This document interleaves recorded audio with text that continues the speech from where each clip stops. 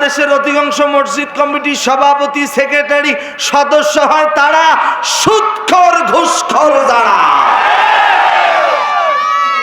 সুদ খাইতে খাইতে পেট বিশাল বড় করছে, কোলাকুলি করতে যাবেন পেট দিয়ে শেষ বুক পর্যন্ত যাওয়া যায় না, আর দাড়ি তো নাই, এত বড় বড় মোষ, ও নাকি মাহফিল কমিটি সেক্রেটারি। কথা বল না কেন? হাই রে মোষ।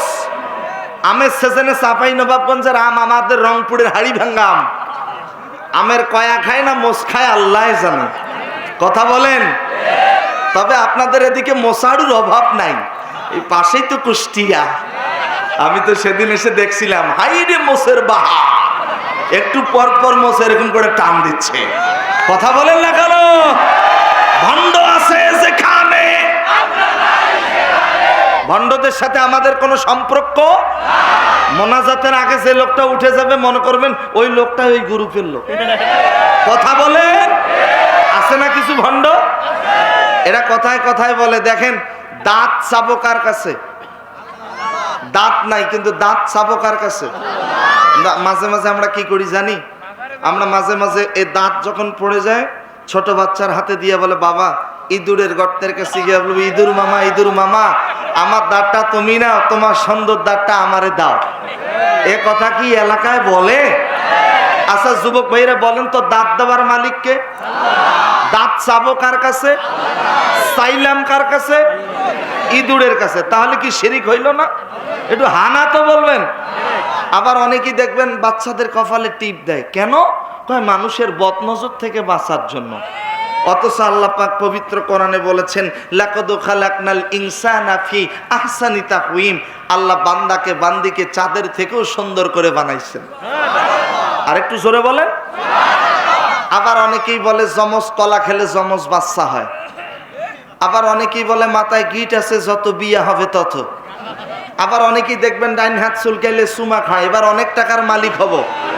বাম হাত চুলকাইলে কপালে থাপড় মারে, খালি টাকা বেড়ায় আর বেড়ায়। কথা বলে না কেন? আবার দেখবেন ওই যে আমি রংপুর থেকে আপনাদের রাজবাড়ি আসার পথে ওই পাবনার ওইদিকে দেখলাম নতুন একটা ট্রাক। তো ট্রাকটা এসে দেখি আমরা যেখানে গ্যাস নিচ্ছি ওখানে দাঁড়ালো, ট্রাকের পিছনে জুতা ঝুলানো। কি ঝুলানো? তো জুতা আবার ছেঁড়া জুতা। তা আমি ড্রাইভারকে বললাম, ভাই ছেঁড়া জুতা কেন? হুজুর মানুষের বদনজর থেকে বাঁচার জন্য। নাউজুবিল্লাহ কবেন না। ওয়া আলা রাব্বিহিম ইয়াতাওয়াক্কালুন, মুসলমানের মতো আওয়াজ দিয়ে বলেন, আমরা ভরসা করব কার উপর? আরো জোরে বলেন, কার উপরে? কোন ব্যক্তির উপরে ভরসা করা যাবে? কোন মার্কার উপর ভরসা করা যাবে? এই যে আমার ভাই চরমনাই ইসলামী আন্দোলনের উপদেষ্টা, ওনাদের মার্কা হলো কি? হাত পাকা। হাত পাকার উপরে কি ভরসা করা যাবে? যারা বিএনপি করে তাদের মার্কা কি? ধানের শীষ। ধানের শীষের উপরে কি ভরসা করা যাবে? আচ্ছা আওয়ামী লীগ কি সব পালাইছে? হ্যাঁ না না রে ভাই, 2-4টা পালাইছে, আর বাকিগুলো লুকায় আছে। কথা কন না কেন? তবে আলহামদুলিল্লাহ যারা সত্যের পক্ষে ছিল তাদের প্রতি কোনো নির্যাতন আছে নাই, কিন্তু যারাই মানুষের ক্ষতি করছে এদেরকে আর খুঁজে পাওয়া যায় না। ঠিক কিনা বলেন? আমার প্রিয় ভাইরা, ওই যে আল্লামা মরহুম সাইদি রহিমাহুল্লাহ বলেছিলেন, এমন একটা সময় আসবে পালানোর জন্য ইন্দুরের গর্তও খুঁজে পাবা না। কথা বলেন। আজকে তারা গর্তও খুঁজে পায় না। আমার প্রিয় ভাইরা খুব মনোযোগ দিয়ে শুনতে হবে, যারা আওয়ামী লীগ করে তারা যদি নৌকার উপর ভরসা করে, যারা জামাতি ইসলাম করে তাদের দাড়িপাল্লার উপরে যদি ভরসা করে হবে না। কোন মার্কার উপরে, কোন ব্যক্তির উপরে ভরসা করা যাবে না। মুসলমানের মতো আওয়াজ দিয়ে বলেন, ওয়া আলা রাব্বিহিম ইয়াতাওয়াক্কালুন, মুসলমানেরা ভরসা করবে কার উপর? জোরে বলেন, কার উপরে? আর আমরা মাঝে মাঝে আল্লাহর কাছে না চাইয়া পীর সাহেবের কাছে চাই, আছে না? বাবা তোমার দরবারে কেউ ফেরে না। বলেন, খালি হাত পূরণ করার মালিক কে? আরো জোরে। আবার দেখবেন আমাদের রংপুরে কিছু মানুষ আছে, নারী পুরুষ একসাথে ঘরের দরজা জানালা বন্ধ করে জিকির করে, মনের বাতি বড় বাতি, বাহিরের বাতি নিবারে বাস, জিকির শুরু হয়ে গেল। একটু জোরে বলেন না নাউজুবিল্লাহ। আরো জিকির আছে, বলবো নাকি? যুবকরা কি ভয় পাবেন না তো? ওই গ্রুপের লোক থাকলে তো সমস্যাও হবে। হ্যাঁ, তাতে সমস্যা নাই, সাহস আছে, চলবে। আবার দেখবেন কিছু গ্রুপের লোক আছে, ওরা এইভাবে জিকির করে, আজ নতুনিদের চাঁদ উঠেছে তোরা দেখবি কারাই ছোটে আয় বিশ্বলির দয়া। জোরে বলেন, কি চলবে? তুমি মেসোয়াক করার ফজিলত জানো, খাবার শেষে মিষ্টি মুখের হাদিসটাও মানো, শুধু হক কথাটা উচ্চ স্বরে বলতে পারো না, অন্যায় দেখে বারুদ হয়ে জ্বলতে পারো না। কেমন মুসলমান তুমি একটু ভাবো না, কেমন তোমার ঈমান একটু বলো না। তুমি যে কালিমার দাওয়াত দিলে বুকেতে নেয় তুলে, দেখো সেই কালিমার দাওয়াত দিয়ে কত জোনাস জেলে। তুমি যে কুরআনের ওয়াজ করলে হাদিয়া তোফা মেলে, দেখো সেই কুরআনের ব্যাখ্যা লিখে কেউ ফাঁসিতে ঝোলে। তুমি দুনিয়ার মোহে জীবনের মায়া ছাড়তে পারো না, আল্লাহর রাহে প্রাণ বিলিয়ে দিতে জানো না। কেমন মুসলমান তুমি একটু ভাবো না, কেমন তোমার ঈমান একটু বলো না। ঠিক কিনা বলেন? আমাদের ঈমান আছে তো? চাবো কার কাছে? না পীর সাহেবের কাছে? সন্তান দেওয়ার মালিককে। চাবো কার কাছে? আমাদের এক নাম্বার বন্ধু যেন কে? মাশাআল্লাহ, মনে আছে?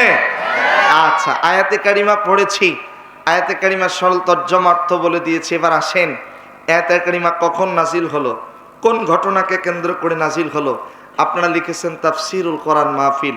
আর এই শব্দটির যিনি রূপকার তিনি আর কেউ নন, যিনি 50টা বছর কোরআনের দাওয়াত দিয়েছেন, যিনি 13টা বছর জালিমের কারাগারে বন্দী ছিলেন, মরহুম আল্লামা দেলোয়ার হোসেন সাঈদী রাহিমাহুল্লাহ। আল্লাহ পাক তার কবরটারে জান্নাতের বাগান হিসেবে কবুল করুন। এই যে আমার প্রিয় ভাই মিজানুর রহমান আজহারি ভাই, বর্তমান বাংলাদেশে যেখানেই যাচ্ছে মাহফিলে জনগণ পঙ্গপালের মতো ছুটছে। বর্তমান বাংলাদেশের সব থেকে মিজানুর রহমান আজহারি ভাইয়ের মাহফিলে লোকজন বেশি হচ্ছে। তবে হ্যাঁ, এ 2024 সালের শেষে 2025 সাল যদি মরহুম আল্লামা সাঈদী বেঁচে থাকতেন, বাংলাদেশের এমন কোনো ময়দান ছিল না যে ময়দানে জনগণের জায়গা দেওয়া যেত। কোরআনের পথে যারা জীবন দেয় তারা মরে না ভাই, তারা মরার পরেও জীবিত থাকে। আল্লাহ বলে তাদেরকে মৃত বলিও না। আল্লাহ রাব্বুল আলামিন বলেন, ওয়ালা তাকুলু লিমান ইউকতালু ফি সাবিলিল্লাহি আমওয়াত বাল আহইয়াউ ওয়ালাকিন লা তাশউরুন। কোরআনের পথে যারা জীবন দেয় তাদেরকে মৃত বলিও না। সুবহানাল্লাহ বলবেন না? প্রিয় মিজানুর রহমান আজহারি ভাই দেশে আসার আগেই আমি মালয়েশিয়া প্রোগ্রাম ছিল, গিয়েছিলাম। প্রোগ্রাম শেষে এক জায়গায় মিট করলাম। মিট করার পরে দেখি অনেক প্রবাসীরা মালয়েশিয়া আমাদের সাথে দেখা করার জন্য আসছে। প্রত্যেকটা প্রবাসীর মোবাইল একটাই রিংটোন। আশ্চর্য হয়ে গেলাম, যাদের ফোনে ফোন আসতেছে রিংটোন বাজতেছে, আল্লামা সাঈদী তুমি মরনি, শহীদ হয়েছ তুমি এটাই জানি। কারাগারে কাটালে 13টি বছর, বাতিল কেঁপেছে দেখে তোমায় থর থর। তুমি যে ছিলে মোদের নয়নমণি, শহীদ হয়েছ তুমি এটাই জানি। আল্লাহ তাকে শহীদের কাতারে কবুল করুন। গত কয়েকদিন আগে আমার হোম ডিস্ট্রিক্ট লালমনিরহাট একজন বিএনপির নেতা স্টেজে আমার পাশে বলতেছে, হুজুর আল্লাহর নামের কসম করে একটা সত্য কথা বলি। আমি বললাম, বলেন। সত্যই তো বলবেন, মিথ্যা তো বলবেন না, বলেন। বলছে, হুজুর প্রতিদিন মোবাইলে আল্লামা সাঈদীর তাফসীর না শুনলে আমার ঘুম হয় না। একটু জোরে বলেন আল্লাহু আকবার। বঙ্গবন্ধুর খুনিদের বিচার যদি 50-52 বছর পরেও বাংলার জমিনে করা হয়, আমাদের বিশ্বাস কওমি, আলিয়া, শর্ষিনা, ফুরফুরা সকল ইসলামী দলগুলোর হৃদয়ের স্পন্দন ছিল মরহুম আল্লামা সাঈদী। আর আল্লামা সাঈদীকে যারা ইনজেকশন পুশ করে হত্যা করেছে তাদের বিচার বাংলার জমিনেই করা হবে। আল কোরআনের আলো, আল হাদিসের আলো, আমার নেতা তোমার নেতা, আলেমুল আমার শত্রুরা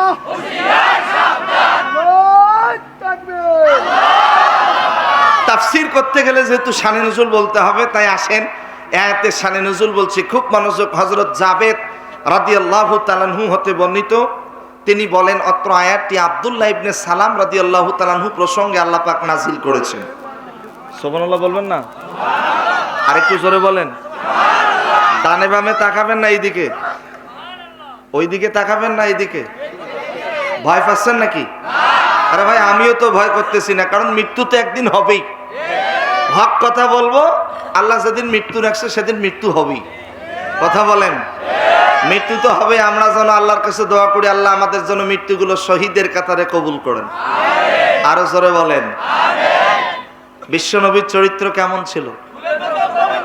মাশাআল্লাহ মাশাআল্লাহ। এতে কি একেবারেই বলছে ফুলের মতো পবিত্র। আর আমরা তো এক প্যাকেট বিড়ি আর এক কাপ চায়ের জন্য নেতার পিছনে স্লোগান দেয়, অমুক নেতার চরিত্র। যে নেতা রাতের বেলা 2 বোতল মদ না হলে ঘুম হয় না, 3 বোতল মদ খাইয়া গাছের ধাক্কা দিয়ে কয়, মা একটু সাইড দাও। কথা বলেন। এই নেতার পিছনে স্লোগান দেয় আর বলি অমুক নেতার চরিত্র না। যে নবীর সার্টিফিকেট, চরিত্রের সার্টিফিকেট স্বয়ং আল্লাহ পাক নিজেই দিয়েছেন। আল্লাহ রাব্বুল আলামিন বলেন, ওয়া ইন্নাকা লাআলা খুলুকিন আযীম। নবীর চরিত্র হলো উত্তম চরিত্র। নবীজির ব্যবহার দেখে আব্দুল্লাহ ইবনে সালাম রাদিয়াল্লাহু তাআলা আনহু নবীজির হাতে হাত রেখে কালেমা পড়ে মুসলমান হয়েছেন। যখন মুসলমান হয়ে গেছে, এরপরে যখন বাড়িতে গেছে, পরিবারের লোকেরা তাকে পরিবারে প্রবেশ করতে দেয় না। পরিবারের লোকেরা বলে, তোমাকে সম্পদ থেকে বঞ্চিত করে দেওয়া হলো, একটাই অপরাধ, তুমি নবীজির হাতে হাত রেখে কালেমা পড়ে মুসলমান হয়েছ। পরিবারের লোকজনেরা যখন পরিবার থেকে বের করে দিল, আমার পাংশার ভাইয়েরা খুব মনোযোগ দিয়ে শুনতে হবে। এবার চলে গেল সমাজের লোকের কাছে। সমাজের লোকেরা বলে, তোমাকে আর এই সমাজে জায়গা দেওয়া হবে না, কারণ তুমি নবীজির হাতে হাত রেখে কালেমা পড়ে মুসলমান হয়েছ। সমাজের লোকের কাছে যখন জায়গা পেল না, তখন চলে গেল আত্মীয় স্বজনের বাড়িতে। আত্মীয় স্বজন ডেকে বলে, তোমাকে আর এই বাড়িতে জায়গা দেওয়া হবে না, তোমার সাথে আর কোনো আত্মীয়তা থাকবে না, কারণ তুমি নবীজির হাতে হাত রেখে কালেমা পড়ে মুসলমান হয়েছ। চলে গেছে বন্ধু বান্ধবের কাছে। বন্ধুগুলো ডেকে বলে, শোনো, তোমার সাথে আর কোনো বন্ধুত্ব থাকবে না, কারণ তুমি নবীজির হাতে হাত রেখে কালেমা পড়ে মুসলমান হয়েছ। আব্দুল্লাহ ইবনে সালাম রাদিয়াল্লাহু তাআলা আনহু নিরুপায় হয়ে সর্বশেষ তিনি চলে গেলেন বিশ্ব নবী জনাবে মুহাম্মদুর রাসূলুল্লাহ সাল্লাল্লাহু আলাইহি সাল্লামের নিকট। আল্লাহর নবীর নিকট গিয়ে বলতেছে, নবী গো, ইসলাম ধর্ম কবুল করার অপরাধে সম্পদ থেকে বঞ্চিত হয়েছি, পরিবার থেকে বঞ্চিত হয়েছি, সমাজ থেকে বঞ্চিত হয়েছি। আত্মীয় স্বজনগুলো আত্মীয়তা ছিন্ন করে দিয়েছে, বন্ধুগুলো বন্ধুত্ব ছেড়ে দিয়েছে। পৃথিবীতে বন্ধু বলতে আর কেউই থাকলো না। আমি কার কাছে যাব, কার পাশে দাঁড়াবো? আমার বন্ধু বলতে আর কেউ নাই। এইভাবে যখন নবীজির সামনে কথা পেশ করেছে, নবীজি কিছুই বলেন না। একটাই কারণ, ওমা ইয়ানতিকু আনিল হাওয়া ইন হুয়া ইল্লা ওয়াহয়ুন ইউহা। আল্লাহর পক্ষ থেকে যতক্ষণ পর্যন্ত ওহী নাজিল হয় নাই, নবীজি আমার ততক্ষণ কিছুই বলেন নাই। নবীজি আমার চুপ করে বসে আছেন। এমত অবস্থায় আল্লাহ পাক রব্বুল আলামিন জিবরিল আমিনের মাধ্যমে সূরা মাইদার 55 নম্বর আয়াতে কারিমা নাজিল করে দিলেন। একটু জোরে বলেন আল্লাহু আকবার। আল্লাহ রাব্বুল আলামিন বলেন, ইন্নামা ওয়ালিয়ুকুমুল্লাহ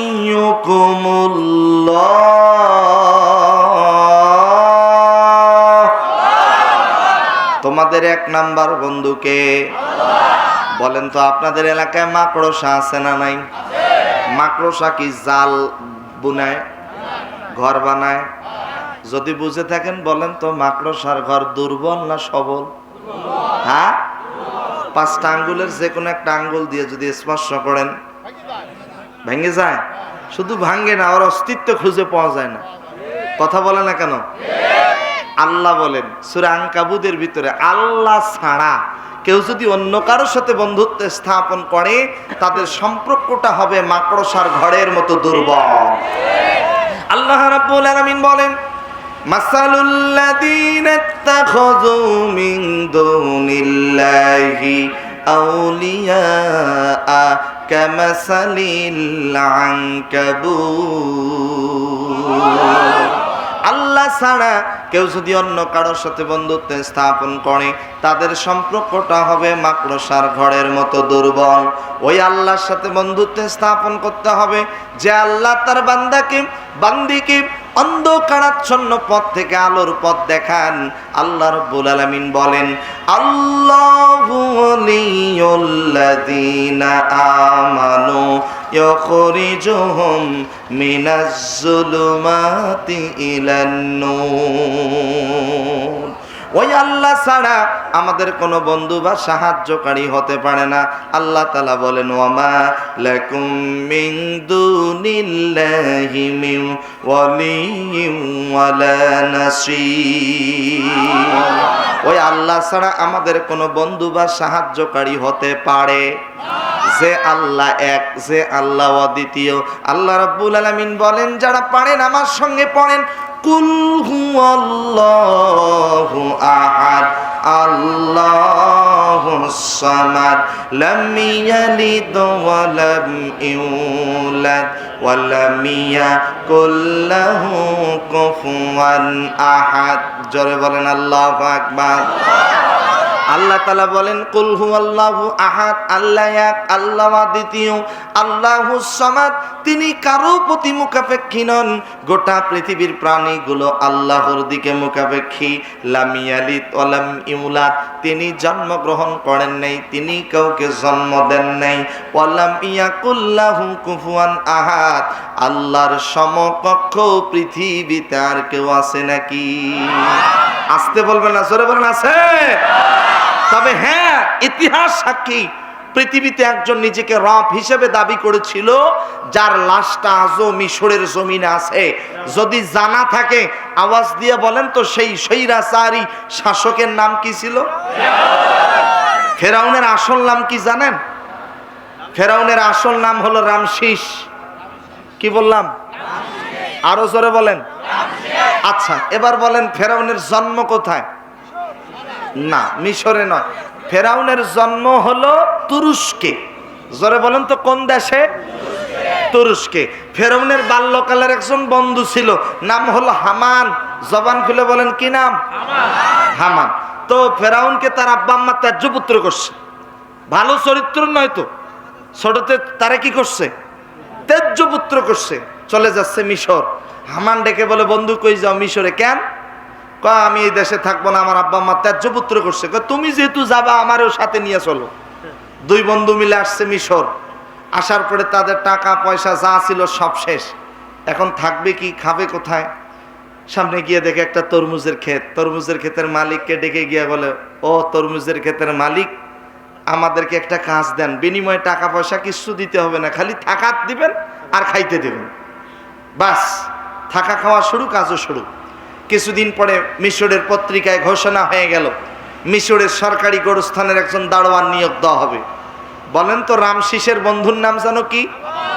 জোরে বলেন। হামান। আচ্ছা, আর আমাদের বন্ধুর নাম কি? আমাদের 1 নাম্বার বন্ধুর নাম কি?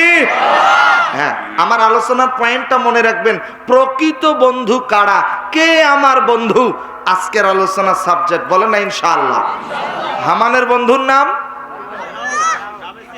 রামসিস। জি, হামানের বন্ধুর নাম রামসিস। আর আমাদের 1 নাম্বার বন্ধুর নাম? হামান পরামর্শ দিচ্ছে, বন্ধু তুমি অ্যাপ্লাই করো, তুমি হলেও হতে পারো সরকারি গোরস্থানের দারোয়ান। বাস, হয়ে গেছে সরকারি গোরস্থানের দারোয়ান। কিছুদিন পরে মহামারী দেখা দিল, প্লেগ মহামারী, লাশের সিরিয়াল, একটার পর একটা লাশ। হামান এসে বলতেছে, বন্ধু পেছনের লাশটা যদি আগেই দাফনের ব্যবস্থা করে দাও, বিনিময়ে তোমারে ঘুষ নিয়ে দেব। পৃথিবীর ইতিহাসে সর্বপ্রথম ঘুষ খেয়েছে মিস্টার হামান ফেরাউন। আজও যারা বাংলাদেশে ঘুষ খায়, এই চরিত্রটা যাদের আছে, তারা হলো নাম্বার 1 ফেরাউন হামানের উত্তরসূরি। এত আসতে বললেন, জোরে বলেন। এই যে সামনে আসতেছে রমজান মাস, কি মাস? দেখবেন ঘুষের টাকা হাত দিয়ে নাড়বে না, ডয়ার খুলে বসে থাকবে। কেউ যদি ঘুষের টাকা দিতে আসে, কয় ডয়ার খোলা আছে, রেখে যাও, ইফতারের পর একটা একটা করে গুনে নেব। রোজা রাখা অবস্থায় ঘুষের টাকা নাড়লে যদি রোজা নষ্ট হয়। কথা বোঝেন নাই বলে? আমার ভাষা কি বোঝেন? আচ্ছা, দেখেন কি ভদ্র ঘুষখোর। আমাদের বাংলাদেশে বলেন তো, ঘুষখোর এখনো আছে না নাই? ঘুষ আছে যেখানে, কথা বলে না যারা ঘুষখোর। আমি তো বলিনি, আপনারাই বলছেন, ঘুষখোর যেখানে। আচ্ছা, এরপরে দেখেন ঘুষ খেয়ে পেছনের লাশ আগেই দাফনের ব্যবস্থা করে দিচ্ছে। কিছুদিন পরে এবার হামান পরামর্শ দিচ্ছে, বন্ধু টাকা তো অনেক হয়েছে, ঘুষের টাকা, টাকাগুলো বসায় রেখে লাভ নেই, টাকাগুলো সুদের উপর ছেড়ে দাও। সুদের উপর ছেড়ে দেওয়ার চরিত্র মানুষ মনে হয় রাজবাড়িতে নাই। সুদ কি রাজবাড়ি তো আছে? আমি তো ভাবছি আমার রংপুরে আছে। আচ্ছা বলেন তো, সুদ খাওয়ার চরিত্রটা ভালো না খারাপ? 5 ওয়াক্ত নামাজ পড়ে সুদের উপর টাকা দিস, এরকম ব্যক্তি আমাদের সমাজে আছে না? একটু হ্যাঁ না সত্য কথা তো বলবেন, আছে না? না জোরে বলেন। সুদখোর যেখানে, সুদের 70টি গোনা। কতটি? 70টি স্তর রয়েছে। সর্বনিম্ন স্তর হলো আপন মায়ের সাথে জেনা করা। আরেকটু জোরে বলেন। আল্লাহ তাআলা আমাদের হেফাজত করুন। চাচা, মুরব্বি, মুরব্বি, জি জি জি জি জি বলেন আলহামদুলিল্লাহ। মুরব্বি আবার আসবে, বলেন না ইনশাআল্লাহ। তাহলে কিসের উপর টাকা দিছে? সুদের উপর। আমাদের দেশেও যারা সুদের উপর টাকা দেয়, সুদ খায়, এই চরিত্র যাদের আছে, তারা হলো মিস্টার ফেরাউন হামানের উত্তরসূরি। কথা বলেন। আমার প্রিয় ভাইরা, কিছুদিন পরে এক মন্ত্রীর ইন্তেকাল। এখানে কিছু কথা আছে। হামান বলতেছে, বন্ধু এই ঘুষের টাকা, সুদের টাকা গরিব দুঃখীদেরকে দান কর, আগামীতে কাজে লাগতে পারে। কি কাজে লাগতে পারে? আরে টাকা যেই দিকে, ভোট সেই দিকে। এরকম কিছু চরিত্র লোক আমাদের সমাজে আছে না? না। সম্মানিত প্রধান অতিথি মহোদয় গুরুত্বপূর্ণ পয়েন্ট বলেছে, যেখানে সেখানে সিল মারা যাবে না। আমরা এতদিন ভোট বিক্রি করছি চা খাবার লোভে, পানের লোভে, শাড়ি লুঙ্গির বিনিময়ে। এখন কোটি টাকার বিনিময়ে ভোট আর বিক্রি করব না। কোন বেনামাজি, বাটপার, মুনাফিক, বেঈমানকে আর পবিত্র সংসদে দেখতে চাই না। কারা কারা আমার সাথে একমত? 2 হাত তুলে আল্লাহ দরবারে দেখা দাও।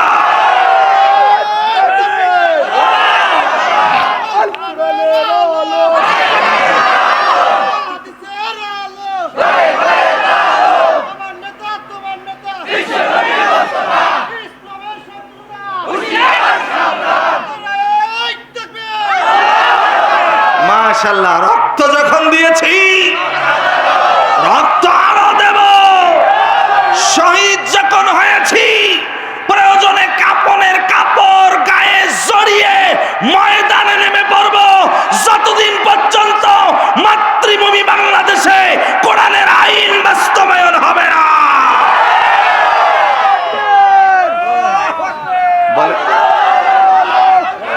বলেন ইনশাআল্লাহ। ইনশাআল্লাহ। জি ভাই, হয়েছে ভাই, আসতে স্লোগান হবে কম। বলেন ইনশাআল্লাহ। ইমানি জজবা তো এখন বেড়ে গেছে, আর কোরআন শুনলে ইমান বাড়ে। আসল ইমানি পাওয়ার বোঝা যাবে নির্বাচনের সময়। কথা বলেন। সবই তো দেখলাম, শুধু বাকি আছে কোরআনের আইন। এটাই একটা বার দেখার আশা। কথা বল না কেন? মন খারাপ করতেছেন, মাইন্ড করতেছেন? ভাই দলাদলি করিয়েন না, মারামারি নেই, আমরা সবাই ভাই ভাই। আমাদের ভিতরে কোনো দ্বন্দ্ব নাই। ইন্নামাল মুমিনুনা ইখওয়া, এক মুমিন আর এক মুমিন পরস্পর ভাই ভাই। আলহামদুলিল্লাহ বলবেন না? আমরা বিভিন্ন দল করতে পারি, কিন্তু মনে রাখবেন আমার ধর্মের নাম ইসলাম, আমি মুসলিম। ঠিক কিনা বলেন? আমার নবীকে নিয়ে, কোরআনকে নিয়ে বাজে মন্তব্য করা হবে, এটা আমরা কশিন কালেও মেনে নিতে পারি না। আমার মাকে নিয়ে কিছু বলবেন, আমার বাবাকে নিয়ে কিছু বলবেন, আমার সন্তান, আমার স্ত্রীকে নিয়ে কিছু বলবেন, হয়তো আমি স্যাক্রিফাইস করতে পারি, মেনে নিতে পারি। কিন্তু আমার নবীকে নিয়ে, কোরআনকে নিয়ে, আল্লাহকে নিয়ে যারা বাজে মন্তব্য করবে, তার জিহ্বা টেনে চিয়ে কুত্তারে খাওয়াবো। ইনশাআল্লাহ বলেন, আর একটু জোরে বলেন। এতটুকু ইমানি জজবা কি আপনাদের নাই? আছে তো ইনশাআল্লাহ। আল্লাহ তুমি আমাদের সবাইকে কবুল করো। আগুন পারে নাই হযরত ইব্রাহিম আলাইহিস সালাতু ওয়াস সালামকে পোড়াতে, তীক্ষ্ণ ছুরি পারে নাই হযরত ইসমাইল আলাইহিস সালাতু ওয়াস সালামকে জবাহ করতে, ভয়ঙ্কর মাছ পারে নাই হযরত ইউনূস আলাইহিস সালাতু ওয়াস সালামকে হজম করতে, বিশাল নদী পারে নাই হযরত মুসা আলাইহিস সালাতু ওয়াস সালামকে ডুবাতে। আল্লাহর কোরআনকে যারা ভালোবাসে, ইসলামী আন্দোলনকে যারা ভালোবাসে, আল্লাহর জমিনে আল্লাহর কোরআনের আইন বাস্তবায়ন করতে গিয়ে তারা ফাঁসির দড়ি হাসি মুখে পালন করে নেবে, এরপরও তারা বাতিলের কাছে মাথা নত করবে না। আল্লাহ তুমি আমাদের সবাইকে কোরআনের পক্ষে কবুল করো। আরো জোরে বলেন। আপনাদের মনে আছে তো, ওই রাতের অন্ধকারে টাকা বিলাচ্ছে হামান ফেরাউন। অতএব টাকা দিয়ে যারা ভোট কেনে তাদের চরিত্র মিস্টার ফেরাউন হামানের চরিত্রের মতো। কিছুদিন পরে বাস হয়ে গেল মন্ত্রী, অনেক লম্বা ঘটনা। এরপরে কিছুদিন পরে প্রধানমন্ত্রী। হামান পরামর্শ দিচ্ছে, বন্ধু এবার নিজেকে রব হিসেবে দাবি কর। নাউজুবিল্লাহ বলেন। যখনই রব হিসেবে দাবি করেছে, আল্লাহ পাক একজন পয়গম্বরকে পাঠিয়েছেন। বলেন তো কোন নবী? মাশাআল্লাহ, কোন নবী? মুসা নবীর রাগ কম ছিল না বেশি? মুসা নবী আজরাইলকে পর্যন্ত থাপ্পড় মারছে। কথা কন না কেন? কেন থাপ্পড় মারছে জানেন? আজরাইল আসছে, আসছে, তুমি আসলা ভালো কথা, সালাম দিলে না কেন? সুবহানাল্লাহ বলেন না? তাই মুসা নবী একদিন আল্লাহরে বলে, আল্লাহ তুমি কি ঘুমাও না? আল্লাহ বলে, না ঘুমাই না। মুসা নবী বলে, না আল্লাহ, এটা আমার বিশ্বাস হয় না। আমার বিশ্বাস এই পাওয়ার কি কারো আছে আল্লাহর সাথে কথা বলার? অথচ মুসা নবী দেখেন, আল্লাহ আমার ঘুম হলে আমার ঘুম না হলে আমি থাকতে পারি না, তুমি না ঘুমায় কেমনে থাকো? আল্লাহ রাব্বুল আলামিন ডেকে বলে, মুসা তোমার হাতে কি কয়লাটি? মুসা তোমার সামনে পানির পাত্রটা আছে, পানির পাত্র শক্ত করে ধরছে। আল্লাহ পাক ঘুমরে ডাক দিয়া বলে, ঘুম তাড়াতাড়ি মুসারে ধর। আমার প্রিয় রাজবাড়ির ভাইয়েরা জবান খুলে বলেন তো, ঘুম কথা শোনে কার? মুসারে বলল পানির পাত্র ধরতে, আর এদিকে ঘুমরে বলল মুসারে ধরতে। বাস হাত থেকে পড়ে ভেঙে গেছে। এদিকে গন্ডগোল হচ্ছে নাকি? ও ভাই এলো, এই যে এইদিকে কথা আসতেছে। না না মসজিদের, হ্যাঁ মসজিদের কোণা থেকে আওয়াজ আসতেছে। আপনারা আসেন, আসেন, আগে এগিয়ে আসেন। আলহামদুলিল্লাহ বলেন। আমরা কি কোনো গন্ডগোল চাই? তবে আমার পরে বড় হুজুর আছে, বলবো কোন হুজুর? তাবারক হুজুর। আপনাদের জন্য তাবারকের ব্যবস্থা আছে, তাই না? আমি কি ভুল বললাম? আলহামদুলিল্লাহ, আল্লাহ তাআলা কবুল। আপনারা কি তাবারকের জন্য আছেন না কোরআনের জন্য? মাশাআল্লাহ বলেন আলহামদুলিল্লাহ। আলোচনা কি চলবে না শেষ করে দেই? মোনাজাত করব? চলবে? কতক্ষণ? যদি বলি সারা ইনশাআল্লাহ। কোন নবীর কথা বলতেছিলাম? ডানে বামে যারা আছেন একটু একটু নরম হয়ে যান। ভাইজান প্লিজ সিট ডাউন। মুসা পয়গম্বর যখনই আল্লাহ পাককে প্রশ্ন করেছে, আল্লাহ তুমি কি ঘুমাও না? আল্লাহ পাক রব্বুল আলামিন বলেন, যারা পারেন আমার সঙ্গে পড়েন, আল্লাহু লা ইলাহা ইল্লা হুয়াল হাইয়ুল কাইয়্যুম লা তাখুযুহু সিনাতুন ওয়ালা নাওম। আরেকটু জোরে বলেন। ভুলে গেছেন নাকি? তাহলে তো ক্লান্ত হলে হবে না। আপনারা যদি দুর্বল হন আমিও দুর্বল হব। আপনারা যদি একটু সাহস দেন তাহলে ইনশাআল্লাহ আলোচনা চলবে, বলেন আল্লাহু আকবার। আল্লাহ রাব্বুল আলামিন বলেন, তিনি আল্লাহ ছাড়া কোনো ইলাহ নাই, তিনি চিরন্তন, তিনি চিরঞ্জীব, তিনি ঘুমান না, তন্দ্রাও তাকে স্পর্শ করতে পারে না। সেই মুসা নবীকে আল্লাহ পাক দিনকে বিজয়ী করার জন্য পাঠালেন। মিস্টার ফেরাউন যখন বুঝতে পেরেছে এখানে কোনো সমস্যা হচ্ছে, ভাইজান প্লিজ বসেন, আপনারা আপনাদের কথাটা এ পর্যন্ত আসতেছে তো। আল্লাহ আল্লাহ হেফাজত করুন, জোরে বলুন আমিন। ও লাইট যায়নি, ঠিক আছে আস্তে করে বলেন, ওনারে বলেন, যেহেতু একটু আমার মানুষেরই গ্যারান্টি নাই, আর এটা তো ইলেকট্রনিক জিনিস, যে কোনো মুহূর্তে নষ্ট হতে পারে, ঠিক কিনা বলেন? জি, আজকের মাহফিলে কি মা বোনেরাও আছে? কি বলেন? তাদের জন্য আলাদা বসার ব্যবস্থা আছে? ও আচ্ছা, মা বোনদের সম্পর্কে কিছু বলার দরকার, কারণ ওরাই তো দেশের বারবার সরকার, ঠিক কিনা বলেন? মা বোনদের ব্যাপারেও কিছু বলবো, বলেন ইনশাআল্লাহ। এই যে দেখেন, 6 কারণে মহিলারা 3 ডাবল হয়েছে, 6 কারণে মহিলারা জাহান্নামে যাবে। তিরমিজির হাদিস, কয়টা কারণে? এরপরে আল্লাহ পাক 10 প্রকার নারীকে ভালোবাসেন, সুবহানাল্লাহ বলেন। ইহুদি মহিলাদের 7টা বৈশিষ্ট্য। ওর ভাইজান আস্তে কথা বলেন প্লিজ, একটু ভাইজান ডানে বামে, জি প্লিজ একটু সময় দেন, পরিবেশটা ঠিক করেন ভাই। আল্লাহু আকবার। এত অধৈর্য হলে তো হবে না। ইন্নাল্লাহা মাআস সাবিরিন, ধৈর্য ধারণ করতে হবে। আওয়াজ দিয়ে বলেন ঘোষণাকার।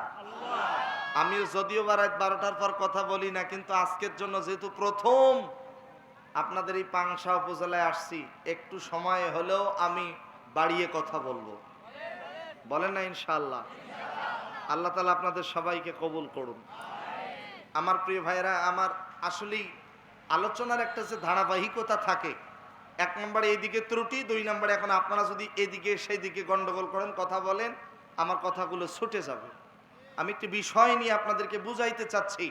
আমাদের 1 নম্বর বন্ধুকে, হামানের বন্ধুর নাম ফেরাউন, জি মনে আছে?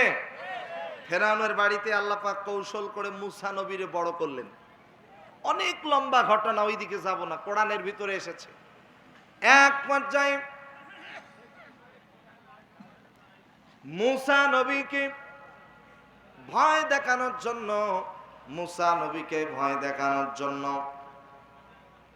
মিস্টার ফেরাউন মিশরের যতগুলো জাদুকর ছিল সকল জাদুকর গুলোকে একত্রিত করলো। জাদুকর গুলো মুসা নবীকে ভয় দেখাতে লাগলেন।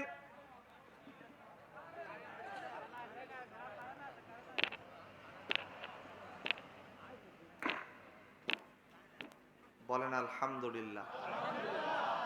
বিদ্যুৎ আবার আসছে, এই জন্য খুশি না বেজার? বলেন আলহামদুলিল্লাহ।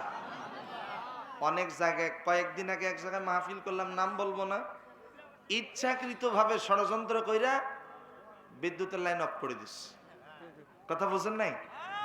এটাও একটা ষড়যন্ত্র হতে পারে। ষড়যন্ত্রকারীরা তারা বিভিন্নভাবে ষড়যন্ত্র করবে। এখন তো বাংলাদেশে ডাকাতের সংখ্যা কম না বেশি? হাই রে ডাকাত! গত 3 দিন আগে আমার মাহফিল ছিল নাটোর। আমার ফেসবুক লাইভে, যারা ফেসবুকে অ্যাড আছে হয়তো তারা দেখেছেন, আমি দেখেছি, বাধ্য হয়ে আমি লাইভে আসছি। প্রায় 20-25টা গাড়ি দাঁড় করিয়ে, প্রত্যেকটা গাড়ির একদম বাসের যাত্রীদের কাছ থেকে, মহিলাগুলোর কাছ থেকে গলার হার, কানের দুল, নাকের ফুল পর্যন্ত খুলে নিচ্ছে। এরপরে হলো পিস্তল ধরছে, দা ধরছে, বিশাল বড় বড় দা, বোঝেন তো, দাগুলো ধরছে, বটি এরকম বিশাল বড় বড় ধরছে, ধরে বাস সবার কাছ থেকে যা পাচ্ছে সবকিছু নিচ্ছে। আল্লাহ হেফাজত করুন, জোরে বলুন আমিন। আরেকটু জোরে বলেন। আমার প্রিয় ভাইরা, মুসা নবীকে আল্লাহ পাক আস্তে আস্তে করে ফেরাউনের বাড়িতে বড় করলেন, সুবহানাল্লাহ বলেন। মুসা নবীকে জাদুকর গুলো ভয় দেখালেন, মুসা নবী ভয় পেয়ে গেলেন। আল্লাহ পাক মুসা নবীকে সাহস দিলেন, কি বলে? আল্লাহ মুসা নবীর অনুসারীরা ফেরাউন তার দলবাহিনী পেছন দিক থেকে আক্রমণ করেছে। দৌড়াতে দৌড়াতে সামনে গিয়া দেখে বিশাল বড় সমুদ্র। আল্লাহর নবী মুসা পয়গম্বর ডেকে বলে, আল্লাহ আমার চেষ্টা তো শেষ। আল্লাহ ডেকে বলে, মুসা রে, বান্দার চেষ্টা যেখানে শেষ হয়ে যায় আমি আল্লাহর রহমত ওই জায়গা থেকে শুরু হয়। হে মুসা, তোমার হাতে কি? বলেন, মুসার হাতে কি? আল্লাহ পাক কোরআনের ভাষায় বলতেছেন, ফাআউহাইনা ইলা মুসা আনিদরিব বিআসাকাল বাহার। মুসা, তোমার লাঠিটা তুমি সমুদ্রে আঘাত করো। আঘাত করার সঙ্গে সঙ্গে তাফসিরের ভিতরে এসেছে, বুখারীর বর্ণনা এসেছে, একটা নয় দুইটা নয়, আল্লাহ পাক মুসা নবীর জন্য 12টা রাস্তা তৈরি করে দিয়েছে। কয়টা? আরো জোরে। 12টা রাস্তা তৈরি হয়ে গেছে। মুসা নবী তার দল বাহিনী ওই 12টা রাস্তা দিয়ে আস্তে আস্তে করে যায়। ফেরাউন তার দলবাহিনী যখন এসে দেখে সমুদ্রের মাঝখানে 12টা রাস্তা, হামান ডেকে বলে, বন্ধুরে, যদি মুসারে আটকাতে চাও এই রাস্তা দিয়েই দৌড়াতে হবে। এবার ফেরাউন বলে, এ হামান, এই রাস্তাটা তো আমাদের রাস্তা নয়, এই রাস্তাটা হলো মুসার রাস্তা। সুবহানাল্লাহ বলবেন না? কার রাস্তা? মুসার রাস্তা। যারা কোরআনের বিরোধিতা করে, যারা ইসলামের বিরোধিতা করে, তারাও জানে যে ওলামায়ে কেরাম ইসলাম কোরআনের পক্ষে যে স্লোগান দেয় এই রাস্তাটাই হলো সঠিক রাস্তা। কথা বলে, তারপরেও তারা বিরোধিতা করে। খুব মনোযোগ আমার প্রিয় ভাইয়েরা। রাস্তা পার হয়ে গেল। ফেরাউন তার দলবাহিনী হামানের কথা মতো, হামান বলতেছে, দেখো আমার পরামর্শে তুমি সরকারি গোরস্থানের দারোয়ান হইলা, আমার পরামর্শে ঘুষ খাইছো, আমার পরামর্শে সুদ খাইছো, আমার পরামর্শে গরিব দুঃখীদেরকে টাকা দিছো, আমার পরামর্শে মন্ত্রী হইছো, আমার পরামর্শে প্রধানমন্ত্রী হইছো, আমার পরামর্শে তুমি নিজেকে রব হিসেবে দাবি করছো। আমি তোমারে বলতেছি, যদি মুসারে আটকাতে চাও এই রাস্তা দিয়ে দৌড়াতে হবে। ফেরাউন বলে, কথা তো ঠিক, এর কারণেই তো আমার এই পদোন্নতি। বাস, বন্ধুর কথা মতো সমুদ্রের মাঝখানে রওনা। মাঝখানে যখন গেছে, আল্লাহর হুকুমে মুসা নবীকে ডাক দিয়ে বলে, মুসা, লাঠি দিয়ে আঘাত করো। লাঠি দিয়ে আঘাত করার সঙ্গে সঙ্গে 12টা রাস্তা সমুদ্রের পানিতে পরিণত হয়ে গেছে। ফেরাউনের দল বাহিনী সব মরে শেষ, কিন্তু ফেরাউন মরে না, ডোবে ওঠে, ডোবে ওঠে। তো কেন ডোবে ওঠে, কেন? এ দেখেন, আজরাইল একটা সিরকুট নিয়ে আসছে, এসে বলতেছে, দেখো তো এটা কার লেখা, সিগনেচার কার? আমার লেখা, সিগনেচার আমার। কি লেখা আছে? ফেরাউন মরার আগে একটা আইন পাশ করছে, সেই আইনে নিজেই বন্দী হয়েছে। কি আইন জানেন? ওই যে আমাদের সমাজে একটা কথা আছে না, ভালো মানুষরে গর্তে ফেলার জন্য গর্ত খনন করবেন, আল্লাহ ওই গর্তে আপনারই ফেলাবে। কথা বলে না কেন? মুসা নবীকে ফেলানোর জন্য, গর্তে ফেলানোর জন্য গর্ত খনন করেছিল। সেই গর্তে কেমনে পড়ে? ফেরাউন যখন নিজেকে রব হিসেবে দাবি করেছিল, তিনি আইন পাশ করছে। কি আইন? কোন বান্দা যদি তার মনিবকে, রবকে রব হিসেবে স্বীকার না করে, তাহলে তাকে সমুদ্রের পানিতে সুবায়া সুবায়া দুনিয়ার থেকে বিদায় করে দেওয়া হবে। এই আইন পাশ করছে কে? এবার তো ফেরাউন বুঝতে পারছে যে আমারও তো একজন রব আছে, এখন তো মৃত্যু ছাড়া কোনো উপায় নেই। অনেক লম্বা ঘটনা, ওলামায়ে কেরাম এখানে যারা আছে তারা জানে। এবার এক পর্যায়ে ফেরাউন বলতেছে, বনি ইসরায়েলে যে আল্লাহর প্রতি ঈমান আনছে, আমি ওই আল্লাহর প্রতি ঈমান আনলাম। ডাইরেক্ট না, ইনডাইরেক্ট। এখানেও গাফিলতি। এক পর্যায়ে আল্লাহ পাক রব্বুল আলামিন বলেন, আল-আনা ওয়া ক্বাদ আসাইতা ওয়া কুব আল-আনা ওয়া ক্বাদ আসাইতা ক্বাবলু ওয়া কুনতা মিনাল মুফসিদিন। তুমি তো আগে অস্বীকারীদের মধ্যে ছিলে, অতএব তোমার মৃত্যু ছাড়া আর কোনো উপায় নাই। আমার প্রিয় ভাইরা, ফেরাউন যে আইন পাশ করছে, ওই আইনে তারই মৃত্যু সংগঠিত হয়েছে।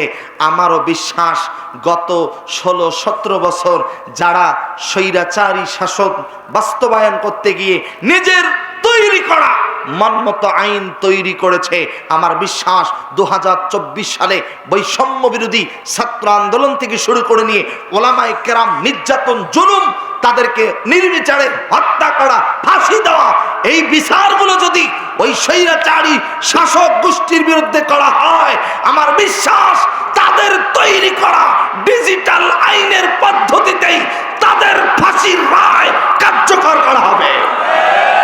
ঠিক কিনা বলেন? আমার প্রিয় ভাইরা খুব মনোযোগ দিয়ে শুনতে হবে, আমাদের 1 নাম্বার বন্ধুকে আরো জোরে বলেন কে? আল্লাহর সাথে বন্ধুত্ব স্থাপন করতে গেলে শর্ত হলো 4টা। জোরে বলেন কয়টা? 1 নম্বরে আল্লাহর দেওয়া চিঠি, নাম কি? এ কোরআন পড়ার দরকার আছে না নেই? নামাজ পড়া সুন্নত না ফরজ? যাকাত দেওয়া, জীবনে টাকা থাকলে একবার হজ করা, কোরআন আল কারীমের শিক্ষা অর্জন করাও। আল্লাহ পাক কোরআন পড়তে বলছেন, ইকরা বিসমি রাব্বিকাল্লাযী খলাক, পড়ো তোমার প্রভুর নামে। সুবহানাল্লাহ বলবেন না? আরেকটু জোরে বলেন। এই যে দেখেন, যে ব্যক্তি প্রতিদিন ফজরের পরে এই কোরআন তেলাওয়াত করবে, আল্লাহর এই কোরআন তাকে শাফাআত করে আল্লাহর জান্নাতে নিয়ে যাবে।